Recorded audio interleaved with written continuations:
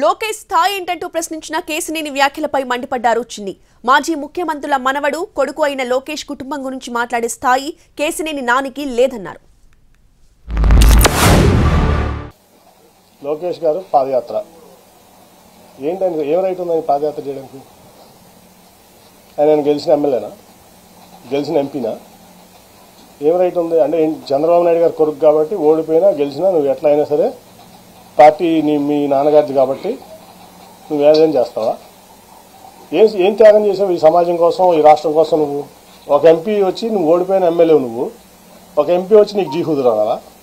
గెలిచిన MP, anti వేవ్లో గెలిచిన ఎంపీ నీ యోగాలో నేను పాల్గొనాలా? ఎట్లా పాల్గొంటాను? ఏం ప్రోటోకాల్తో పాల్గొంటాను? నువ్వు ఆఫ్టర్ ఆల్ ఓడిపోయిన ఎమ్మెల్యే నా ముందు.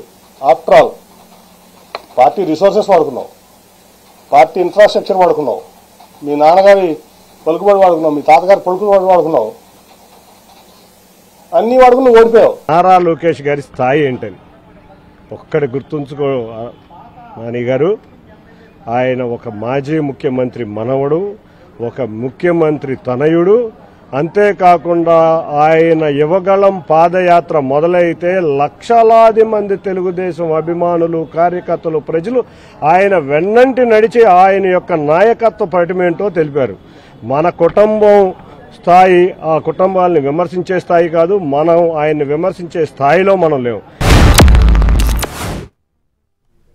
విజయవాడ పట్ల చంద్రబాబుకు చిత్తశుద్ధి లేదన్న నాని విమర్శలను తప్పుబట్టారు చిన్ని. అమరావతి కోసం కృష్ణా జిల్లా ప్రజలంతా ఎదురు చూస్తున్నారని అన్నారు. 2014 నుంచి 2019 వరకు విజయవాడ అభివృద్ధి కోసం చంద్రబాబు నాయుడు చేసింది. నేను మొదటి నుంచి చెప్తున్నా. నేను ఆయన చెప్పేవాడిని, sir Vijayawada is a reality, Amaravati is your dream which has to be converted into a reality. ఒక ఢిల్లీ వదిలిపెట్టి, ఎన్సీఆర్ వదిలిపెట్టి, అహ్మదాబాద్ వదిలిపెట్టి, బాంబే వదిలిపెట్టి, పూణే వదిలిపెట్టి, చెన్నై, బెంగళూరు, హైదరాబాద్, కోల్కతా వదిలిపెట్టి అమరావతి ఎందుకు వస్తారు సార్ ఎవరన్నా? ఇవన్నీ అవ్వవు సార్, ముందు విజయవాడ, గుంటూరు ఇవన్నింటినీ చేసుకున్నాం మనం అని చెప్పి ఎన్నో సందర్భాలు కన్ఫరెంట్ అయ్యాను. కానీ ఫస్ట్ టైం నేను ఎంపీని, నీకేం తెలియదు అని చెప్పి నన్ను తోసేవాళ్ళు. ఎన్టీఆర్ జిల్లా ప్రజలందరూ ఎప్పుడెప్పుడు అమరావతిని చూసుకుందామని కోరిక బలంగా నాటుకున్న వేళ మీరు అనేదేంటి?